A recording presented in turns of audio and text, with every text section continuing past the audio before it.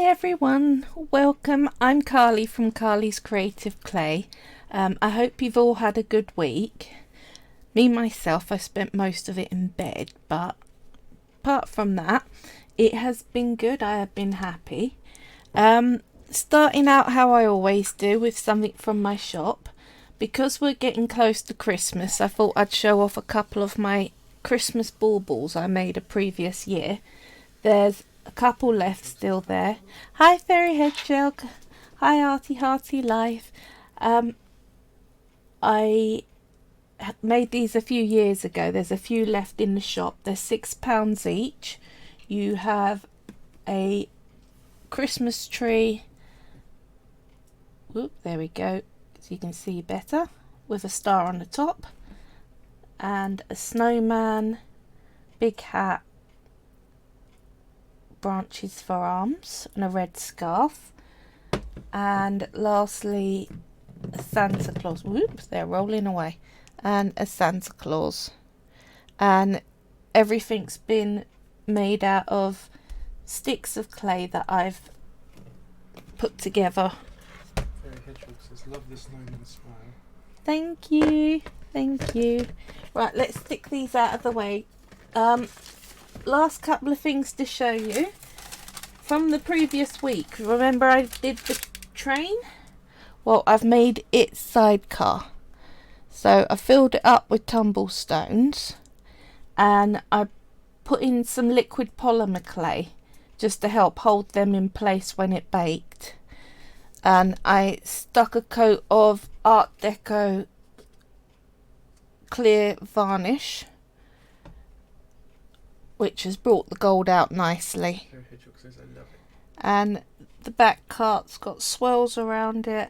And I forgot in the live stream. Says, "Jake loves it." Thank you. I forgot in a live stream to do the little ball bar. So I've put that in at the end and got it done.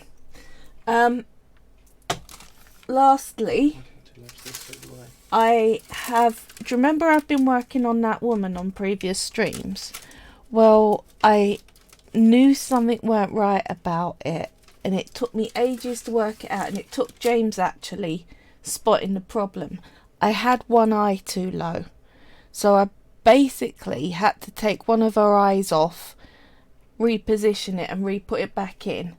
But this is where we're at with her,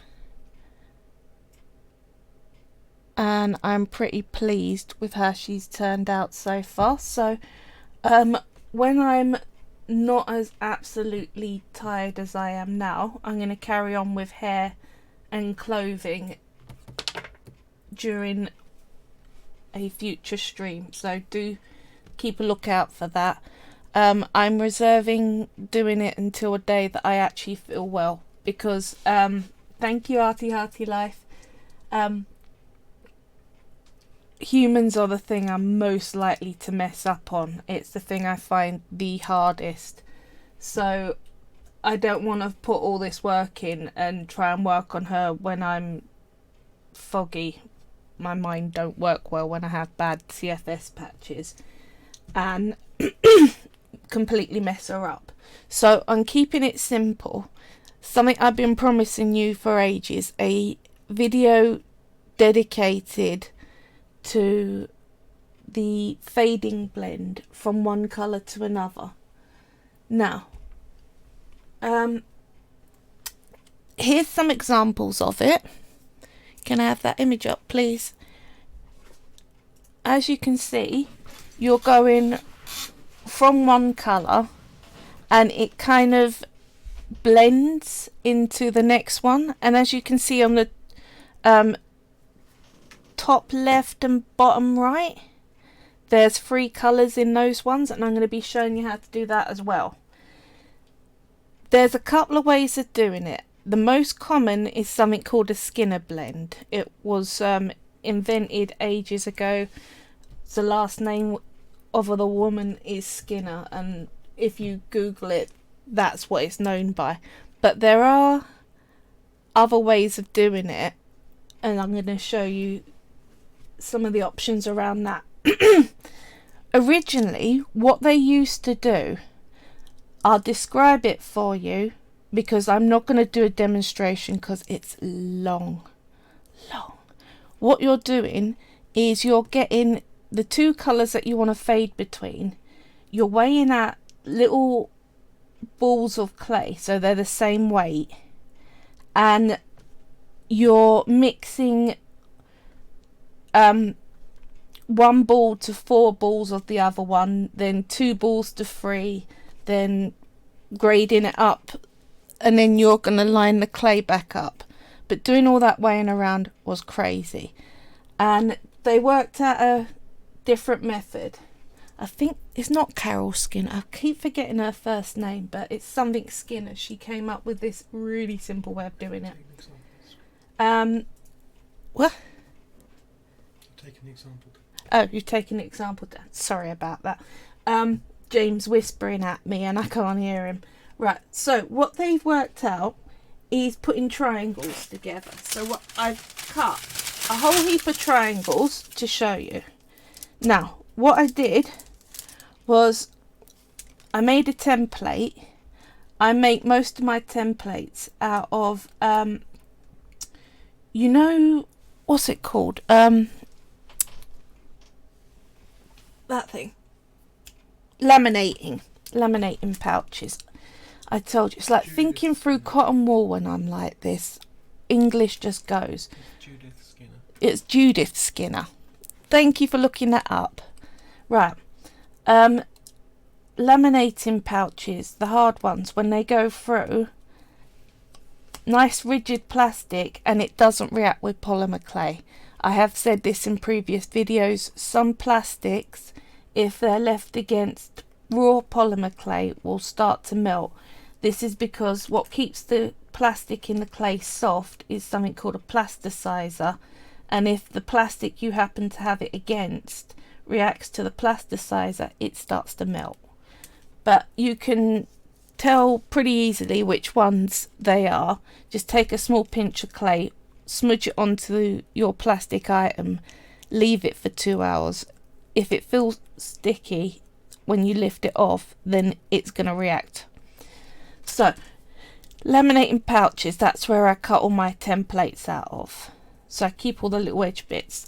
And what I've done is a triangle and then cut the tip off.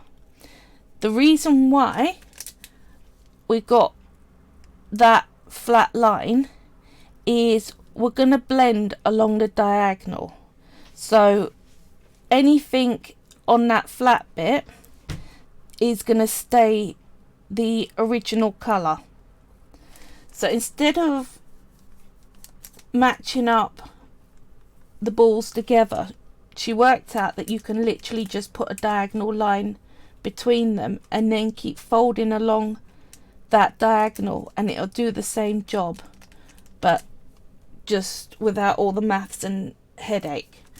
So I'll show you the standard one. What you're going to do, if you don't want any solid colour, just keep the point in. You're going to match the diagonals and put one of the flat sides facing up, one of the flat sides facing down, and put them together to make a rectangle, like so. That's your start. Now I'm going to use a pasta machine because it's easier, but you can do this with a rolling pin. Just use your tissue blade to get it off the countertop. Let me grab my pasta machine in. It's just easier because it rolls it thinner quicker. Right, now a rule that I always do, that I advise you do, put your light side towards the left, so then you're less likely to mess up the colours, because it's easy to smudge colours onto raw clay. And I'll come on, get in, there we go, and I'll show you how easy that is, because that's part of another way of doing this.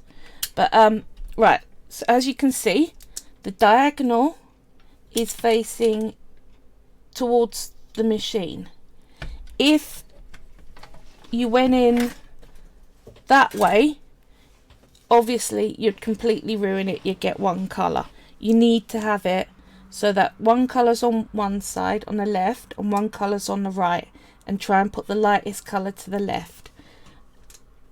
You get into that habit, it's just easier. And I'm putting my pasta machine on a half thickness. So one of the ones in the middle. If you keep it too thick, it will take forever. If you make it thin, it's more likely to fold on itself where you don't want it to. That's probably a little thick for this sort of size.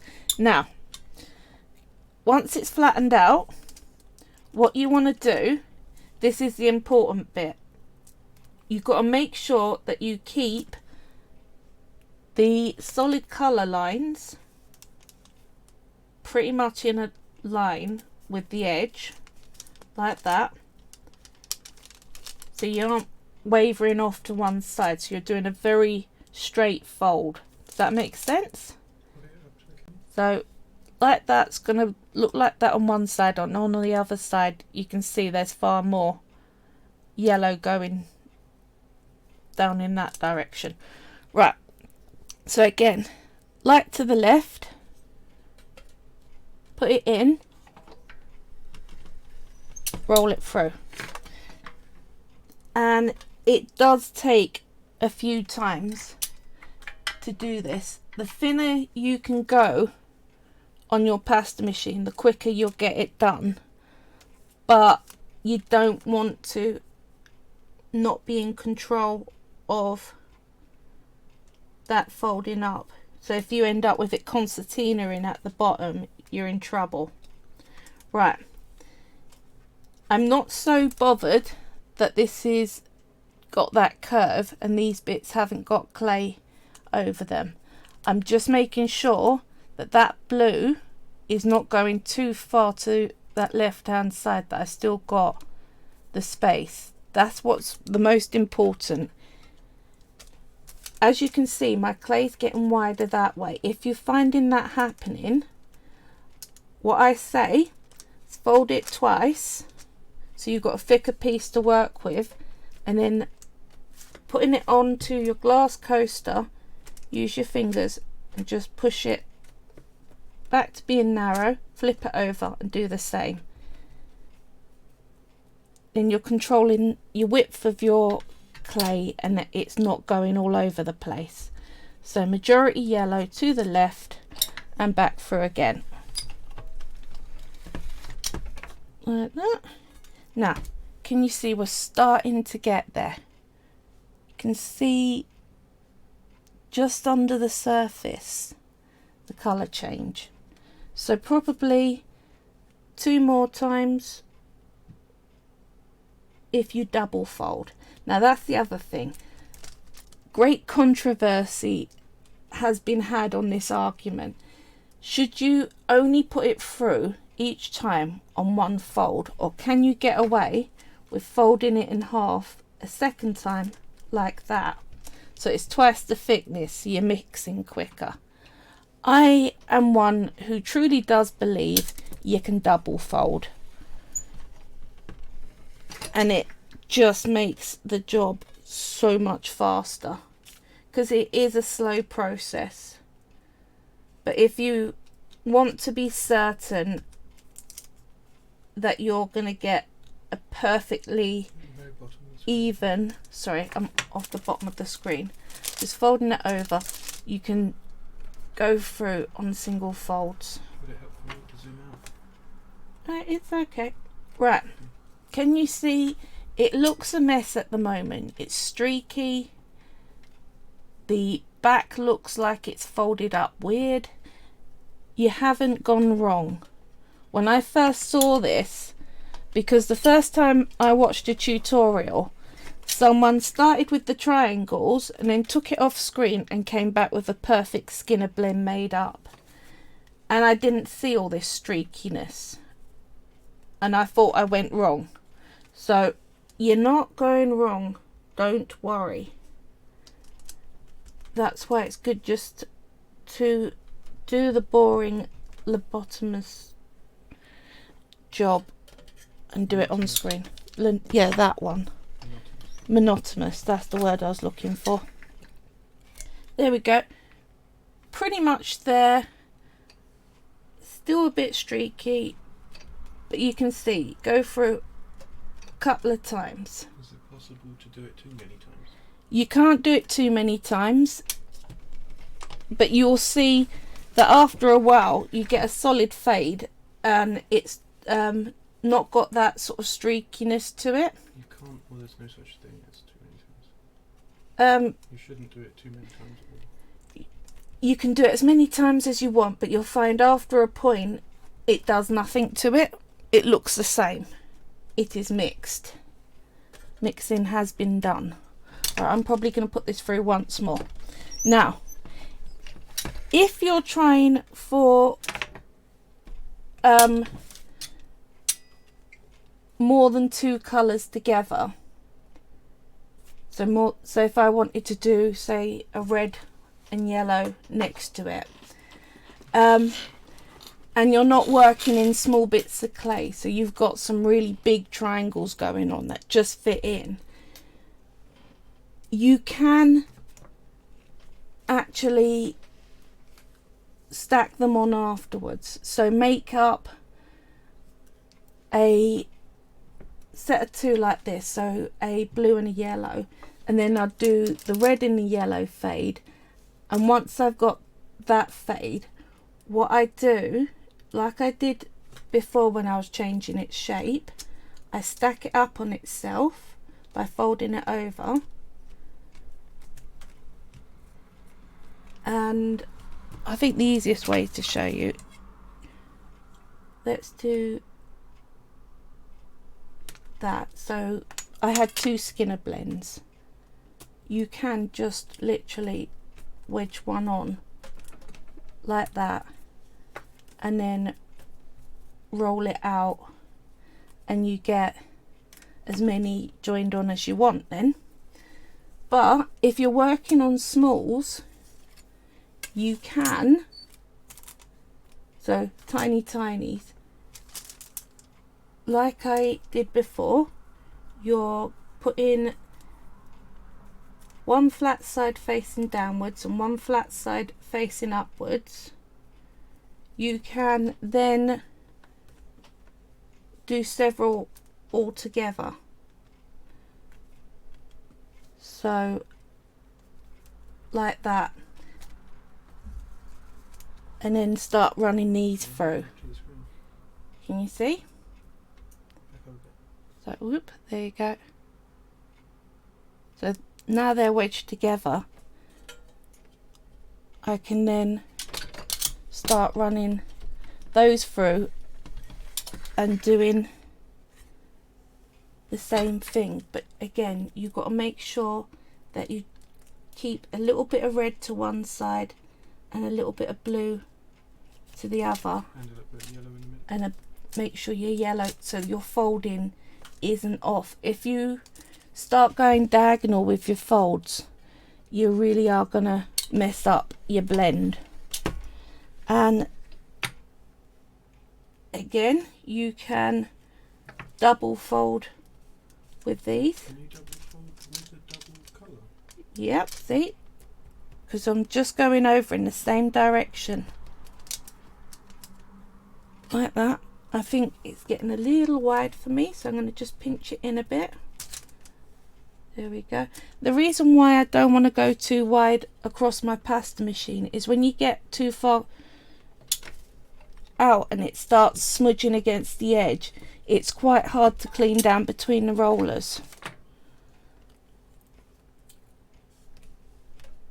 Whoops. See, that's what you've got to watch out for. If you start to stick down and you notice that your colour's going too far over, just pick it up and move it over like that and then smudge it back down. It's mostly in the right lining and it will look all right. So smudging in like that. I'll finish this one off because it is pretty to see a multiple go through. but it really does look really shabby in the halfway through.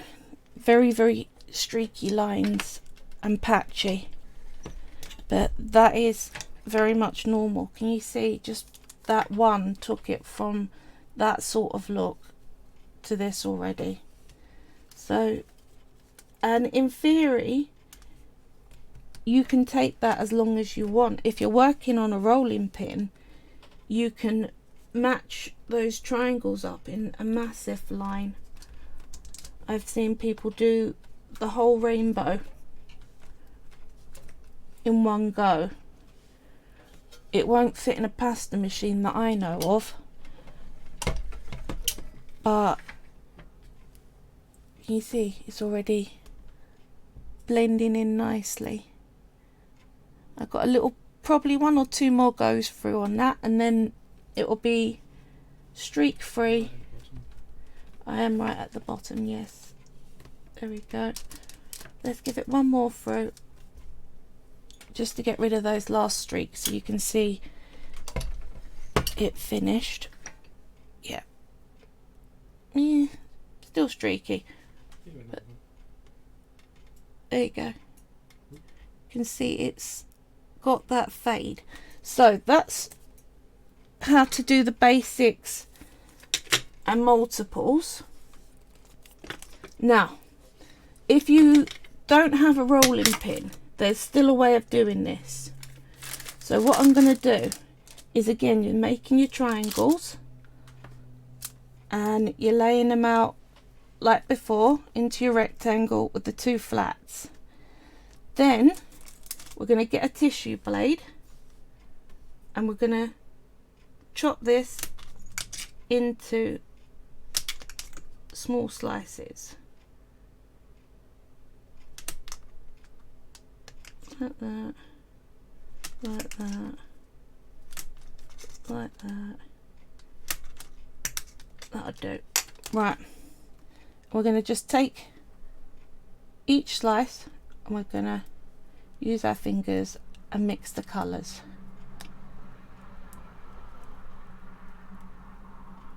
And you can get a bit of solid colour and just add it at the end. But as you can see, you mix up pretty quick. Then you're going to roll it into a little stick. Helps if I mix it properly so it's not streaky. There we go. Right, roll it into little stick, put that to one side, and we're going to continue to do that. Yep. Let's move the pasta machine over to one side a bit. So I'm going to see if I can mix 2 lots, 1 in each hand. So, because it's going to be long. So what you're doing is effectively the same thing with that you would have done rolling it through a machine, but you're doing it by hand, and then you're going to recreate it by stacking them up on each other. But when I first heard you can do a blend without any form of rolling pin, I was like, no way. And it is more work on your hands, but if you go somewhere and you've forgotten your toolkit and you want to show what it looks like for a blend, so can you see this one is a little more bluer than this one, so that one goes in there, then this one goes in here, and we're getting the fade going through. So it is long, I'm sorry, this is kind of boring, but there are a million uses you can actually have for this fading technique. You've got it as a it can make a very good background, so I tend to blend a green with a blue and then use it as grass and sky, or blue with a darker blue, and you've got sea and then a bit of yellow underneath. It just it looks so good. So can you see it's very, very faded. I can keep doing this, but you getting the colour fade all the way down, and then once you stack them up, you can just literally rolling pin them and smudge them, and you'll end up with that fade sheet again. I won't do these last few ones because I don't want to bore you to tears. So you got, that's another option for doing your blend through.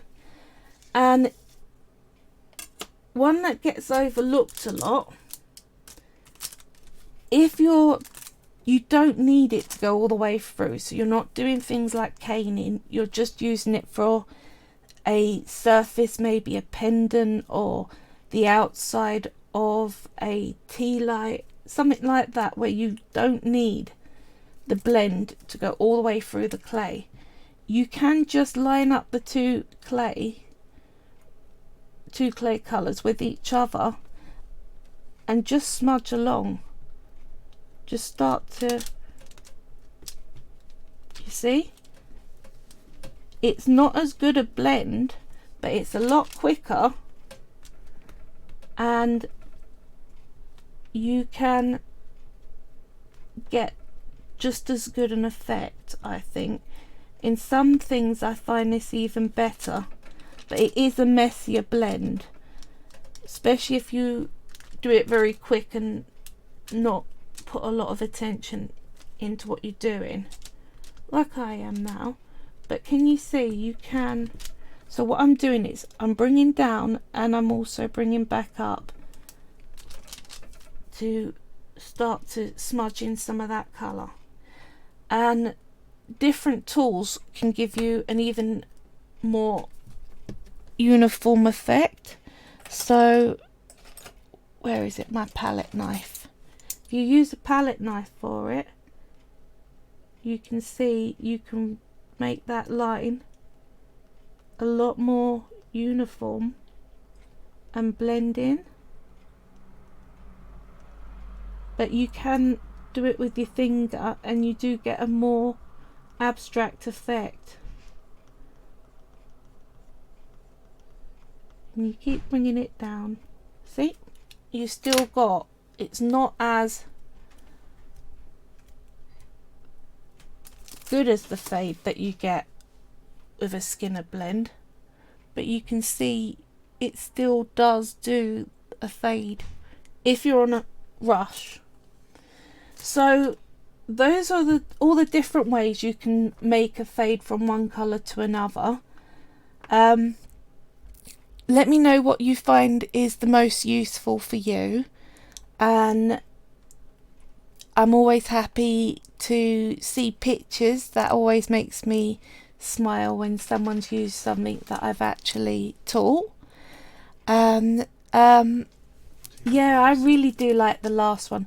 I use that last one when I do sunsets and sunrises. I find that works really well.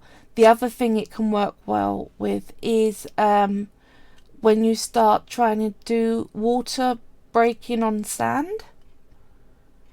So yeah, lots and lots of different things. So yeah, do show me what you've been doing yourself, and if there's any other ways of going from a fade that you know of, I'd love to hear in the comments.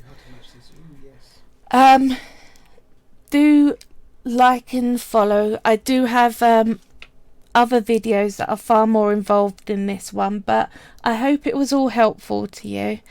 I'm gonna jump off now, go back to bed.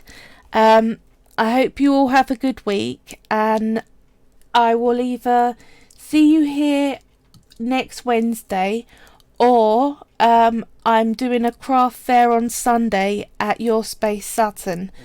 So if you want to come and see my stuff and have a chat with me, I'd love to see you there.